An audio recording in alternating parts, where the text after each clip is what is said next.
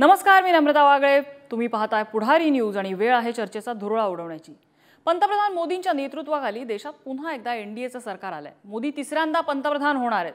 आज संविधानाला अभिवादन करत पंतप्रधान मोदींनी सर्व एनडीएच्या घटक पक्षांना आणि विजयी खासदारांना संबोधित केलं. गेल्या 2 टर्म नंतर पहिल्यांदाच सत्तेसाठीचं बहुमत मिळवता न आलेल्या भाजपला यावेळी मित्रपक्षांच्या साथीनं सत्ता राखावी लागणार आहे आणि हे वास्तव कटू असलं तरी स्वीकारावं लागणार आहे. त्यामुळे यावेळी एनडीएच्या बैठकीत मोठ्या मित्रपक्षांची जागा मोदींच्या अगदी शेजारी दिसून आली. चंद्राबाबू नायडू, ज्यांना पलटूराम म्हणून हिणवलं गेले ते नितीश कुमार, एकनाथ शिंदे या सर्वांसोबत सत्तेतला वाटा देण्यासंदर्भात वेगवेगळ्या बैठका घेण्यात आल्याचं कळतंय. यामध्ये काही चूक आहे का? तर अजिबात नाही. आपल्या देशात लोकशाहीनं संविधानानं घालून दिलेले जे नियम आहेत त्यानुसार हे सर्व होतंय. मात्र आता इथून पुढे मित्रपक्षांचा हात सुटणार नाही याची काळजी भाजपला घ्यावी लागणार आहे, हे नक्की. आणि एखाद्याची यूएसपी वाढली की काय होऊ शकतं सत्तेच्या दरबारामध्ये हे यापूर्वीच्या आघाड्यांच्या सरकारांवरनं आपल्याला सगळ्यांना माहिती आहेच. त्यामुळे सध्या सत्तेत असलेल्या या एनडीएच्या आघाडी सरकारचे प्रमुख मोदी असतील यात शंका नाही.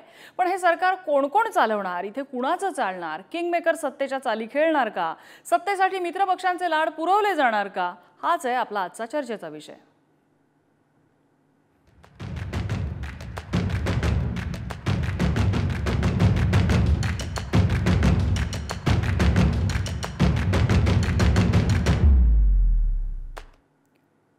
आणि याच संदर्भातल्या चर्चेत आपल्यासोबत सहभागी होतात भाजपचे प्रदेश उपाध्यक्ष धर्मपाल मेश्राम, काँग्रेसचे नेते सचिन सावंत, पत्रकार आणि राजकीय विश्लेषक प्रशांत कदम हे सुद्धा आपले विचार मांडतील. मी सुरुवातीला धर्मपाल मेश्राम यांच्याकडे जाईन. धर्मपालजी, प्रमुख जरी मोदी असले या मंत्रिमंडळाचे तरी सुद्धा मित्रपक्षांना डावलून चालणार नाहीये. त्यांचा हात धरूनच पुढे चालायला लागणार आहे. जी मोनोपोली गेले 10 वर्ष भाजपने अनुभवली ती यावर्षी नाहीये आणि हे वास्तव आहे.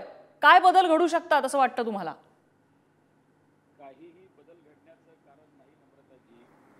मागच्या 10 वर्षामध्ये देखील एनडीए होती.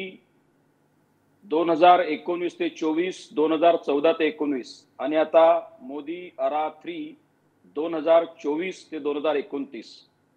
त्यामुळे कोणत्याही पद्धतीचा बदल घडलेला नाही आणि भविष्यात देखील कोणत्याही पद्धतीचा बदल घडणार नाही. एवढंच आहे की आता चंद्राबाबू नायडू असतील, नितीश कुमार जी असतील किंवा आणखी इतर जे एनडीए मध्ये सामील झालेले पक्ष असतील, सगळ्यांचा सन्मान आम्ही मागच्या 10 वर्षात देखील केला मोदीजींनी. या पुढच्या भविष्यातल्या 5 वर्षात देखील मोदीजी निश्चितपणानं सन्मान ठेवतीलच. नाही, यावर्षी जरा सन्मानाचं डायनामिक्स थोडं वेगळं असं नाही वाटत? म्हणजे मला नाही आठवत याच्यापूर्वी अशा वेगवेगळ्या बैठका मंत्रिमंडळ वाटपासंदर्भातल्या, मंत्रिपद वाटपासंदर्भातल्या वगैरे घेतल्याचं मला आठवत नाहीये. असेल तर तुम्ही सांगून द्या, कदाचित माझं ज्ञान अपुरं असू शकतं. पण यावर्षी नायडूंसोबत वेगळी बैठक, नितीश कुमारांसोबत वेगळी बैठक, शिंदेंसोबत वेगळी बैठक, हा बदल आहेच की नाही धर्मपालजी? नम्रताजी, अशातला काहीही भाग नाही. मागच्या 10 वर्षामध्ये मोदीजींना एनडीएचा अनुभव आहे. आम्ही त्याच सन्मानानं संपूर्ण भारतीय जनता पक्ष असेल किंवा एनडीए असेल त्यांनी ते काम केलेलं आहे. पुढच्या भविष्यात देखील आम्ही तोच सन्मान टिकवत सगळ्या मित्रपक्षांना समान न्याय देत भारतीय जनता पक्ष आणि एनडीएची आघाडी या देशाला पुढे नेण्यासाठी कटिबद्ध आहे. आणि माननीय मोदीजींनी आत्ताच्या भाषणात सांगितल्याप्रमाणे की सगळ्यांच्यासाठी राष्ट्रहित हे सर्वोपरी आहे. आमच्या आघाडीमध्ये सगळ्यात पहिल्यांदा जर कोणतं स्थान असेल तर ते देशाला आहे आणि त्यामुळे कोणत्याही पद्धतीचा समझोता आहे अशातला भाग नाही. आमचा समझोता मागच्या 10 वर्षांपासून आहे आणि पुढे देखील भविष्यामध्ये या राष्ट्राला पुढे नेण्यासाठी हाच समझोता आणि हीच आघाडी या देशाला पुढे नेईल असा विश्वास आहे. बरं, ठीक आहे. सचिन सावंत आहेत आपल्यासोबत. सचिन सावंतजी, धर्मपाल मेश्राम जितकं सुंदर चित्र रंगवतायत, वास्तवात चित्र तितकं सुंदर दिसेल का पुढच्या 5 वर्षात? काय आता हे हास्यास्पद आहे. म्हणजे अजूनही त्याचं तकलादू समर्थन कशा पद्धतीने करावं, मला असं वाटतं की हे भारतीय जनता पक्षाची कदाचित नाईलाज असेल त्यांचा. परंतु वस्तुस्थिती काय आहे की 2014 ते 2019 कालावधीमध्ये एनडीए मध्ये एकही घटक नव्हता, ही त्या ठिकाणी वस्तुस्थिती आहे. कारण अकाली दल वगैरे सगळ्यांनीच काढता पाय घेतला होता आणि तेलुगू देसम पक्ष आता जो सामील होतोय एनडीए मध्ये त्यांनीही कशा पद्धतीनं म्हणजे हात वरती केले होते आपण पाहतोय. आता मोदीजींना कोअलिशन गव्हर्नमेंट काय असतं याची माहितीच नाहीये. वस्तुस्थिती अशी आहे की 2001 पासून ते ज्या वेळेला राजकीय दृष्टिकोनातून म्हणजे खऱ्या अर्थानं त्यांनी सूत्र स्वीकारली गुजरातचे मुख्यमंत्री असताना, तिथपासून त्यांना पूर्ण बहुमताचं सरकार मिळालेलं आहे. आणि त्यामुळे प्रत्येक ठिकाणी मोदी मोदी मोदी मोदी हा जो काही ते पाडा वाचत असतात तो गुजरात पासून वाचतात.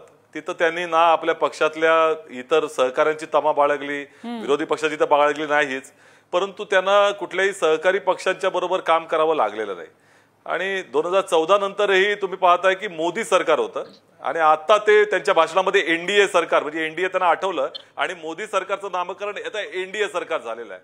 आता हे कोॲलिशन गव्हर्नमेंट आणि लोकशाही, खऱ्या लोकशाहीची चव मला असं वाटतं की मोदीजी आता या निकालानंतर चाकतायत आणि त्याचं पर्यवसन आपल्याला दिसतंय त्यांच्या वागण्यामध्ये. कशा तऱ्हेने मिटिंगा होत आहेत आणि अनेकदा फोटोमध्ये, म्हणजे राष्ट्रपतींकडे जातानाही पूर्वी पाहिलं असाल तर कधीही मोदी एकटे दिसायचे फोटोमध्ये. आता ते 4 राजनाथ सिंग देखील त्यांना आठवले, अमित शहाना देखील फोटोमध्ये जागा मिळाली आणि इतर पक्षातल्या नेत्यांना मिळाले. त्यामुळे मला असं वाटतं की आता हे बदल जो आहे तो मोदीजींना आत्मसात करावा लागेल, पण त्यांना ते झेपेल असं वाटत नाही. त्यांच्या ते म्हणजे चरित्रामध्ये, चालेमध्ये किंवा त्यांच्या एकंदर प्रवृत्तीमध्ये तो नाहीये. बरं, प्रशांत आहेत आपल्यासोबत. प्रशांत, दिल्लीच्या वर्तुळातनं या सगळ्या घडामोडींकडे, ज्या चर्चांकडे, मंत्रिमंडळाचं वाटप कसं होणार, फॉर्म्युले वगैरे या सगळ्याकडे बघताना काय सध्या याचं विश्लेषण आपल्याला करता येईल? खरं तर जे माफक यश मिळालेलं आहे ते सुद्धा कसं मोठं आहे हे दाखवण्याचा प्रयत्न पंतप्रधान नरेंद्र मोदींनी आपल्या भाषणामध्ये केला आणि ते त्यांचं राजकीय कौशल्य पण आहे. ऑनलाईन आहे आकडेवारी सांगितली, त्याच्यामध्ये वारंवार हे दिसत होते की ज्याचा उल्लेख सावंतांनी पण केला. बीजेपी किंवा मोदी हा शब्द कमी ऐकू येत होता आणि त्याच्याऐवजी एनडीए हा शब्द जो आहे तो ऐकू येत होता. म्हणजे जेव्हा त्यांनी हा दावा केला की पुढच्या 10 वर्षांसाठी सुद्धा आपलंच सरकार असणार आहे, त्यावेळी सुद्धा त्यांनी एनडीएच्या नावाचा उल्लेख केला. आता खरं तर 2019ला म्हणजे प्रत्येक वेळी जी गव्हर्नमेंट बनण्याची प्रोसेस असते त्या प्रत्येक प्रोसेसमध्ये एनडीएचा नेता म्हणून त्यांच्यावरती शिक्कामोर्तब होत होतं. गेल्या 2 वेळा आपण ते पाहिलेलं आहे. गेल्या 2 वेळची सेंट्रल हॉल मधली याच ठिकाणावरची भाषणं पण ऐकलेली आहेत आणि त्यावेळी सुद्धा अशाच पद्धतीने ते घटक पक्षांचं कौतुक करत होते. पण नंतर काय झालेलं म्हणजे मागच्या टर्म मध्ये जर आपण बघितलं नम्रता, तर जवळपास 3.5-4 वर्ष जे मोदींचं कॅबिनेट होतं, कॅबिनेट म्हणतोय मी, राज्यमंत्री नाही, तर त्या कॅबिनेटमध्ये एकही मित्र पक्षाचा मंत्री नव्हता. हे 100% भाजपचं कॅबिनेट होतं. सुरुवातीला शिवसेना बाहेर पडली, नंतर मग शेतकरी आंदोलनाच्या मुद्द्यावरती अकाली दल बाहेर पडला. जेडीयू सोबत एका मंत्रिपदाचा वाद होता, जास्त मंत्रिपद हवी होती म्हणून ते सामीलच झाले नाहीत. अशा पद्धतीनं एकाही मित्र पक्षाची तेव्हा आठवण मंत्रिमंडळामध्ये तरी आलेली नव्हती. आणि जेव्हा शिवसेना एनडीए सोबत होती तेव्हा त्यांचं म्हणणं सुद्धा हेच होतं की एनडीएच्या बैठका आता पूर्वीसारख्या होत नाहीयेत. अर्थात मॅन्डेट तेव्हा तसं होतं, 282 आणि नंतर 303 जागा होत्या, त्याच्यामुळं इतकी मित्रपक्षांची गरज तेव्हा मोदींना वाटलेली नव्हती. आता मात्र त्यांची खरी परीक्षा जी आहे ती सुरू होणार आहे. आता आज पहिल्या दिवशी जी आपण भाषण ऐकली तर त्याच्यामध्ये कळतंय की चंद्राबाबूंनी अगदी तोंड भरून कौतुक केलेलं आहे. नितीश कुमारांनी सांगितलं की माध्यमांमधल्या बातम्या ज्या आहेत त्याच्यामध्ये काही तथ्य नाहीये आणि आम्ही पूर्ण ताकदीनं सोबत आहोत. फक्त कसं आहे की ही सुरुवात आहे. नंतर जेव्हा इश्यूज येतील, मुद्दे येतील, काही कायदे येतील आणि त्याच्यामध्ये तुमच्या पक्षाच्या धोरणांचा तिथं काहीतरी संबंध असेल, तेव्हा मात्र या सगळ्या फ्रिक्शनला सुरुवात होईल आणि तेव्हा नेमकं काय होतंय बघावं लागेल. म्हणजे आता सुरुवातच अग्निवीर योजनेपासून झाली. बिहारमध्ये त्याला खूप मोठा विरोध झालेला होता, देशभरामध्येच होतोय, पण बिहार आणि इतर ठिकाणी उत्तर भारतामध्ये विशेषतः त्याच्या विरोधात उग्र आंदोलन पण झाली. दुसरी गोष्ट आहे जातनिहाय जनगणनेची अंमलबजावणी करणारं बिहार हे देशातलं पहिलं राज्य ठरलं. साहजिकच देश पातळीवरती ती योजना लागू करायची की नाही याच्याबद्दलचा मुद्दा येईल. आंध्र प्रदेशामध्ये मुस्लिम आरक्षण लागू करणारे चंद्राबाबू नायडू होते. तर या सगळ्या मुद्द्यांवरती भाजपची आयडिओलॉजी वेगळी आहे आणि त्यावेळी नेमकं अगदी मुद्दा प्रशांत हा खूप महत्त्वाचा मुद्दा मांडलाय. जे हिंदुत्वाचा चेहरा, हिंदुत्ववाद प्रमोट करणं, हे जे यापूर्वी सरकारमध्ये घडत होतं, एनडीएचं सरकार जे नावाला होतं, मात्र भाजप त्यामधला निर्विवादपणे वर्चस्व असलेला पक्ष होता, तो चेहरा आता कसा मेंटेन करता येणार आहे. फरक मगाशी धर्मपाल मेश्राम यांना मी सांगत होते. अगदी साधं उदाहरण आता प्रशांतने आपल्याला उदाहरण दिलं की कशा पद्धतीने मंत्रिपदं वाटली जायची. छोटीशी आठवण करून देते. 2019 साली ज्या वेळेला शिवसेना होती, मला वाटतं 18 त्यांचे खासदार होते आणि त्यांच्या वाट्याला 1 मंत्रिपद आलेलं होतं. आणि आता चंद्राबाबू नायडू ज्यांच्याकडे मला वाटतं 16 खासदार आहेत, त्यांच्या वाट्याला 4 मंत्रिपदं जाण्याची चर्चा आहे. हा बदल जो आहे या बदलाबद्दल आम्ही बोलतोय की किंग मेकर्स जे आहेत त्यांना काहीही करून त्यांचे लाड पुरवायला लागणार आहेत जर सत्तेत राहायचं असेल तर. नम्रताजी, सत्तेत राहणं एवढीच फक्त भूमिका नाहीये. मूळ विषय असा आहे की राजकारण हे सदा सर्वदा एक सारखं राहीलच असं काही खात्रीशीर सांगता यायचं नाही. 2019 मध्ये कोणती परिस्थिती होती किंवा 2014 मध्ये कोणती परिस्थिती होती, महत्वाचं हे आहे की 2024 मध्ये देखील मोदीजींचा तिसरा सुवर्णकाळ आणि या देशाचा सुवर्णकाळ सुरू होत आहे. ते प्रधानमंत्री म्हणून आता भविष्यामध्ये येत्या 1-2 दिवसात शपथ घेतील. आणि एक लक्षात ठेवा, जरी परिस्थिती बदललेली असली तरी चंद्रबाबू नायडूंनी अगदी स्पष्ट शब्दात सांगितलं की ही वेळ योग्य आहे आणि हे नेता योग्य आहे आणि ते नेतृत्व म्हणजे नरेंद्र मोदीजी. त्यांनी अशा पद्धतीचं वर्णन करणं आणि ही जी संधी आहे ती देशासाठीची संधी आहे. जर तुम्ही आत्ता विसरलात तर ती कधीच पुन्हा वळून येणार नाही. अशा पद्धतीचं अगदी स्पष्ट मत चंद्रबाबू नायडू यांनी मांडणं हेच या देशाला संदेश देणार आहे किंवा इतर पक्षांना संदेश देणार आहे. किंवा मग नितीश कुमार जी असं म्हणाले, धर्मपालजी, चंद्रबाबू नायडू, नितीश कुमार यांनी तिथे गौरवोद्गार काढणं हे तिथल्या परिस्थितीला धरून उचित आहे. भाजप हा मोठा पक्ष आहे का इंडियामध्ये, तर आहे. ते मोदींबद्दल कौतुकोद्गार काढणार आहेत का, तर साहजिक काढणार आहेत. कसं आहे, आपल्या घरामध्ये जर एखाद्याचं भांडण असेल, मतमतांतर असतील तर आपण बाहेर जाऊन सांगतो का? जे काय असेल ते घरातल्या घरात मिटवायला बघतो ना. तुम्ही थोडी ना जाऊन सांगणार आहात युपीएच्या गटामध्ये की मोदी आम्हाला 4 मंत्रिपद देत नाहीत त्याच्यामुळे वी आर नॉट हॅपी, असं थोडी ना होतं. तुम्ही आता ह्या घरामध्ये राहायचा जर निर्णय घेतला असेल चंद्रबाबूंनी तर ते इथल्या लोकांचं कौतुक करणारच आहेत. हे क्वाईट नॅचरल आहे. हे लक्षात घ्या. तुम्ही जो प्रश्न माझ्या समक्ष मांडलेला आहे त्या प्रश्नाचं उत्तर देखील तुम्हीच दिलेलं आहे. तेव्हा हे लक्षात घ्या की या ठिकाणी सगळे समाधानी आहेत, सगळे आनंदी आहेत, कारण सगळ्यांनी आपलं मत स्पष्ट केलेलं आहे आणि सगळ्या देशापुढे आणि जगापुढे देखील स्पष्ट शब्दात मांडलेला आहे. पण म्हणून ते आपली बार्गेनिंग व्हॅल्यू वापरणार नाहीत सत्तेमध्ये असं म्हणायचंय का तुम्हाला? इतके बाळबोध आपण आहोत का? तो मुद्दा चलाईदा, तो मुद्दा आज नाहीये. कसा नाही हा मुद्दा? उद्या चंद्रबाबूंनी त्यांचे खासदार जर बाजूला नेले, सोबत नितीश कुमारांना नेलं, तर कसं सत्तेत राहणार आहे भाजप? नाही, हे लक्षात घेतलं पाहिजे. त्यांनी अगदी स्पष्ट शब्दात सांगितलं आहे की मोदीजींच्या नेतृत्वात आम्ही सगळे काम करतो आहोत आणि मोदीजींच्या नेतृत्वातच आम्ही एनडीए म्हणून आपापल्या राज्यांमध्ये मतं मागितलेली आहेत. उद्या दुसऱ्या आघाडीने चंद्रबाबूंना किंवा नितीश कुमारांना नेतृत्व करायची संधी दिली तर का जाणार नाहीत ते? असं का वाटतं तुम्हाला? दुसऱ्या कुणाच्या तरी नेतृत्वात राहण्याखाली स्वतःचं नेतृत्व जर त्यांना ऑफर झालं का जाणार नाहीत ते असं वाटतं तुम्हाला? तुमचं म्हणणं अगदी खरं आहे. असं आपण जरी गृहीत धरलं तरी मागच्या काळातले जे काय अनुभव आहेत अशा पद्धतीचे सरकार चालवण्याचे आणि आज मोदीजींच्या मध्ये, चंद्रबाबू नायडूजींच्या मध्ये किंवा नितीश कुमारजींच्या मध्ये किंवा आणखीही सगळ्या इंडियाच्या अलायन्स पार्टनर पार्टीज मध्ये ज्या पद्धतीचं मतैक्य आहे, ज्या पद्धतीचे संबंध जपण्यासाठीचा पुढाकार मोठा भाऊ म्हणून किंवा मोठा पक्ष म्हणून किंवा मोठा घटक दल म्हणून मोदीजींनी जे पावलं पुढे टाकलेले आहेत, मला विश्वास आहे की निश्चितपणे हे सगळे आमचे एनडीए पार्टनर्स आम्हाला या राष्ट्रीय कार्यासाठी निश्चितपणाने सगळे पुढे. सचिन सावंतजी, हे मोठा भाऊ छोटा भाऊ नॅरेटिव्ह पुन्हा एकदा आलेला आहे. एकटा मोठा भाऊ सगळ्या छोट्या भावंडांना कंट्रोल करू शकेल असं वाटतंय का? नाही, मी नाना पटोलेंच्या स्टेटमेंट बद्दल बोलत नाहीये. नाही, कळलं मला. तुमचा मोठा भाऊ आणि छोटा भाऊचा रेफरन्स कळला मला. भाजप मोठा भाऊ आहे तुमच्या सत्तेमधला, आलं माझ्या लक्षात. सचिन सावंतजी,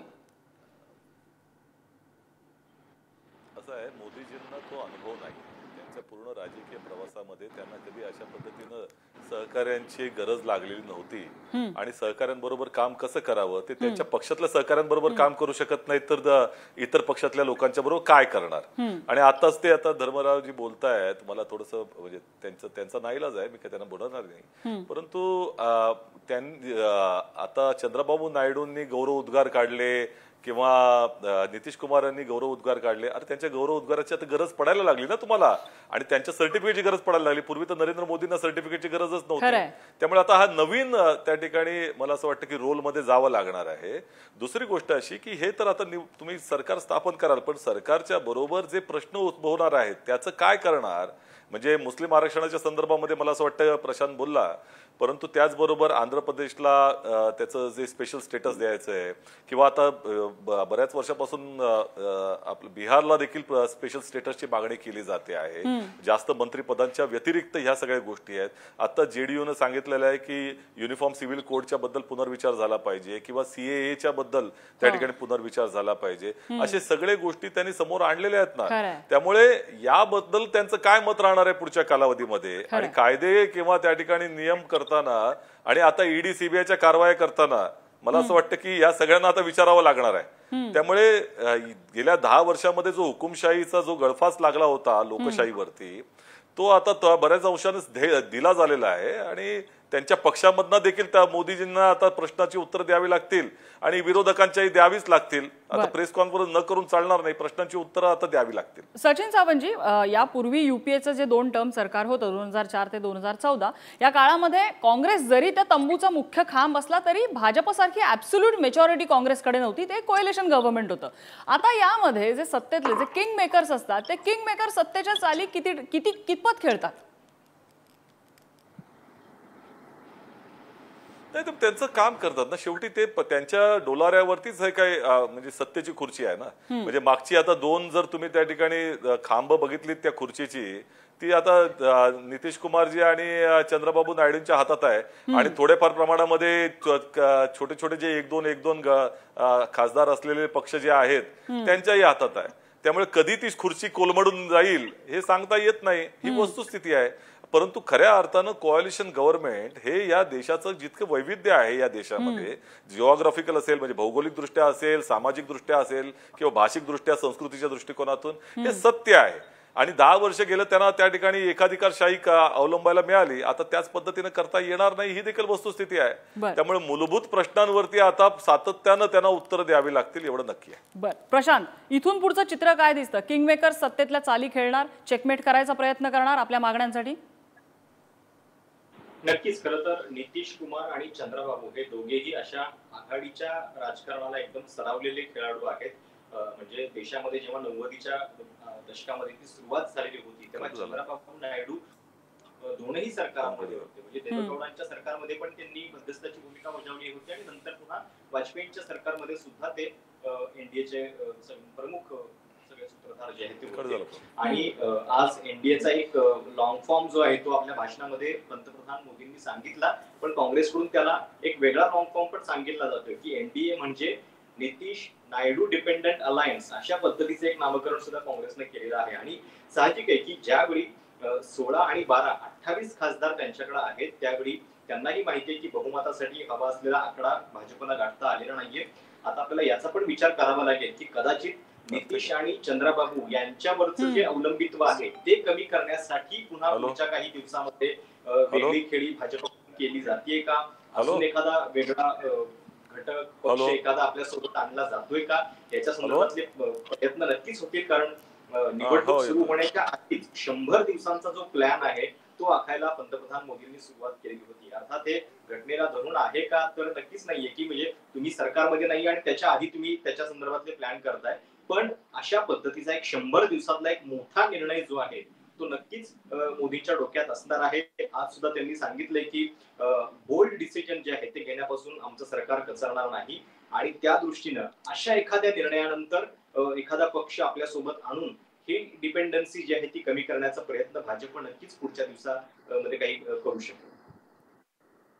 माझा हाच प्रश्न आहे की युनिफॉर्म सिव्हिल कोड ज्याबद्दल नाराजी आहे, हिंदुत्वाचा चेहरा ज्याबद्दल कदाचित सगळेच पक्ष हे एका रेषेत तुमच्या पाठी उभी राहतील याची गॅरंटी नाहीये, त्याचबरोबर CAA सारख्याबद्दल कन्सर्न आहे, त्याचबरोबर 370 कलम असू दे, 3 तलाक असू दे, या सगळ्याबाबत ह्या सगळ्या घटक पक्षांचं अगदी नाकासमोर हात ठेवून एकमत होतं अशातला भाग नाहीये. त्याच्यामुळे सत्तेतल्या कुरबुरी असणारच आहे, जे यापूर्वी भाजपला त्याचा फरक पडत नव्हता, पण आता फरक पाडून घ्यावा लागणार आहे. नम्रताजी, हे सगळे विषय हातावेगळे झालेले आहेत. 370चा कलम रद्द झालेला आहे, CAA लागू झालेला आहे, बाकीचे जे काही आणखी विषय आहेत ते मोदीजींनी सांगितले की 100 दिवसांचा प्लॅन तयार आहे. आणि आता प्रशांतजी जसं म्हणाले की सरकार यायचं आणि तुमचा प्लॅन तयार आहे, हेच तर या देशाचं आणि विशेषत्वाने NDAचं आणि त्यातल्या त्यात मोदीजींचं विजन आहे. एक दूरदृष्टीचा नेता कसा असू शकेल की त्यांच्या डोक्यातल्या या देशासंदर्भातल्या कल्पना काय असतील त्याचा एक्झिक्युशन पॉइंट ऑफ व्ह्यू कसा असेल हे सगळं तयारच आहे. आणि त्यामुळं खूप काही फरक पडेल. या उलट असं मला वाटत नाही. या उलट इंडी अलायन्सची जी काही पार्टनर पार्टीज आहेत, ज्यांनी पश्चिम बंगालमध्ये वेगळे लढले, जे पंजाबमध्ये वेगळे लढले, जे दिल्लीमध्ये एकत्र लढूनही उपयोग झाला नाही, जे बिहारमध्ये एकत्र लढूनही काही फायदा झाला नाही. धर्मपालजी, जर 100 दिवसाचा प्लॅन एवढा फुल प्रूफ तयार आहे तर त्यातले एक 2-4 मुद्दे आज मोदींनी सांगायला हवे होते खरं तर आजच्या भाषणामध्ये. आज नम्रताजी, जेव्हापर्यंत मंत्रिमंडळात त्या सगळ्या गोष्टी येणार नाहीत, त्यावर चर्चा होणार नाही, जोपर्यंत संसदेची त्याला मान्यता मिळणार नाही, तोपर्यंत त्या गोष्टी जगाच्या पुढे किंवा देशाच्या पुढे मांडण्याची आवश्यकता नाही आहे. किमान संसदीय लोकशाही अशाच पद्धतीचे निर्बंध सत्ताधीशांवरती आतापर्यंत सचिन सावंत असतात. सचिन सावंतजी, त्यांना हसण्याशिवाय त्यांच्याकडे आता काय राहिलेलं आहे? गणित जुळून आली तर बरंच काही आहे त्यांच्याकडे. धर्मपालजी, गणित जुळून आली तर त्यांच्याकडे बरंच काही आहे. सचिन सावंतजी बोला. हे बघा नम्रताजी, कसं आहे ते संजय राऊत काय म्हणतात किंवा नाना पटोलेजी काय म्हणतात त्याचं स्पष्ट. ठीक आहे धर्मपालजी, मुद्दा लक्षात आला. माझ्याकडे कमी वेळ आहे. सचिन सावंतजी. धर्मपालजी ऐका ना, असं आहे तो 100 दिवसाचा प्लॅन देखील आता मान्यतेसाठी नितीश कुमार आणि चंद्रबाबू नायडूंकडे गेला असेल आणि त्यांना तो मान्य असेल की नाही हा मुद्द्यावरती आता तो अडकला असणार आहे. त्यामुळे हे काही अर्थ नाही आहे या गोष्टीला. आताच्या परिस्थितीमध्ये ही नवीन आता डाव म्हणजे मला असं वाटतं की कामगिरी आता त्यांना करावी लागणार आहे आणि सहज सोपी नाही. म्हणजे सीएएच्या संदर्भात ते रूल झालेले आहेत असं म्हणतायत, परंतु बिहारमध्ये ते लागू केले जाणार नाही असं जेडीयूचं मत होतं ज्या वेळेला, म्हणजे नितीश कुमारांचं, आणि तेच मत आता त्यांनी परत अधोरेखित केलेलं आहे ही सत्ता आल्यानंतर देखील. त्यामुळे सीएएच्या संदर्भात त्यांना पुनर्विचार करावा लागणार आहे. युसीसी आपला युनिफॉर्म सिव्हिल कोडच्या बाबतीत देखील पुनर्विचार करावा लागणार आहे. मुस्लिम आरक्षणाच्या संदर्भात जी काही भूमिका मांडतायत ते आता त्याबद्दल किती कन्सिस्टंट राहणार आहे ती त्या ठिकाणी जनगणना हे सुद्धा आपल्याला नजरेआड करून चालणार नाही. भाजपचा रिलक्टन्स राहिलेला आहे त्याला. सचिनजी. हो बरोबर आहे, निश्चितपणे. आणि म्हणून या संदर्भामध्ये आमच्या दृष्टिकोनातून मोदीजींना लोकशाही काय आहे याची चव या निकालानं दिलेली आहे. आता ती त्यांना 5 वर्ष चाकायची आहे किंवा किती वर्ष राहतात ते मला माहित नाही. मला वाटत नाही फार काळ त्यांना टिकवता ह्या सरकारला चालवता येईल. त्यांचा तेवढा अनुभव नाहीये. प्रशांत, शेवटची कॉमेंट. प्रवृत्ती नाही, म्हणजे त्यांचं त्या ठिकाणी त्यांचा तो स्वभाव देखील नाही. ठीक आहे प्रशांत, शेवटची कॉमेंट. हिंदुत्वाचा चेहरा या सरकारला जपता येईल का, जो आजवर त्यांनी जपण्याचा किंवा त्याचा ऍडव्हर्टाइज करण्याचा प्रयत्न केला? खरं तर म्हणजे भारतीय जनमानसाचा हा जो निकाल आहे तोच अशा पद्धतीचा आहे की ज्याच्यामध्ये या संपूर्ण गेल्या 10 वर्षातली जी भाजपची म्हणजे एकाधिकारशाही होती त्याला कुठेतरी एक चेक जो आहे तो निकालाने दिलेला आहे. आणि योगायोगाने नितीश कुमार आणि चंद्राबाबू नायडू हे मुस्लिम समाजाच्या हितासाठी त्यांनी घेतलेले निर्णय जे आहेत ते जगजाहीर आहेत आणि त्यामुळे पुढच्या काही दिवसामध्ये हे सरकार चालवताना नक्कीच कसरत जी आहे ती मोदींना करावी लागणार आहे. पण एक जनरली आपल्याकडे जे परसेप्शन असते की आघाडीचं सरकार म्हटल्यानंतर ते थोडंसं संथ गतीनं किंवा विकास विरोधीच असतं ते हे असं एक आपल्याला जनरल वाटतं. पण जो इतिहास आहे तो तशा पद्धतीचा नाहीये. उलट आघाडीच्या सरकारांनी सुद्धा खूप चांगली कामगिरी केल्याची उदाहरणं आहेत. UPA 1चा विशेषतः कारभार, त्याच्यानंतर गुजराल जेव्हा पंतप्रधान होते तेव्हा सुद्धा फॉरेन पॉलिसी संदर्भातले खूप चांगले निर्णय जे आहेत ते त्या काळामध्ये सुद्धा झालेले होते. त्यामुळं असं असतं की अनेकदा निर्णय जर 4 लोकांच्या विचारानं झाला तर तो अधिक म्हणजे नीट पारखून कुणाला कुठल्या घटकाला आपण वंचित ठेवत नाहीये ना कुणाला दुखावत नाहीये याचा विचार करून सुद्धा होत असतो. त्या दृष्टीने आपण आशा करूयात की जे मॅन्डेट भारतीय जनतेने दिलेला आहे त्याचा आदर करून तशा पद्धतीचे निर्णय होतील. अगदी. एक खरं आहे की या सरकारमध्ये सध्या भाजपला ॲब्सोल्यूट मेजॉरिटी नसली तरी किंग मेकरच्या साथीने मोदी इथले किंग झालेले आहेत, इथले पंतप्रधान झालेले आहेत. त्यांच्या नेतृत्वाखाली हे सरकार चालणार आहे. किती दिवस चालणार येणारा काळ ठरवेल, कशा प्रकारे चालणार हेही येणारा काळ ठरवेल. एक सामान्य जनता, एक मतदार म्हणून विकासाचे नवे आयाम आपल्याला बघायला मिळतील अशी आपण अपेक्षा करूया. या चर्चेसाठी आपल्याला सचिन सावंत, धर्मपाल मेश्राम, प्रशांत कदम तिघांनीही वेधला. तिघांचे आभार. चर्चेचा आजचा धुरळा इथेच थांबलेला आहे. उद्या पुन्हा भेटूया नवीन विषयासह. पाहत रहा पुढारी न्यूज.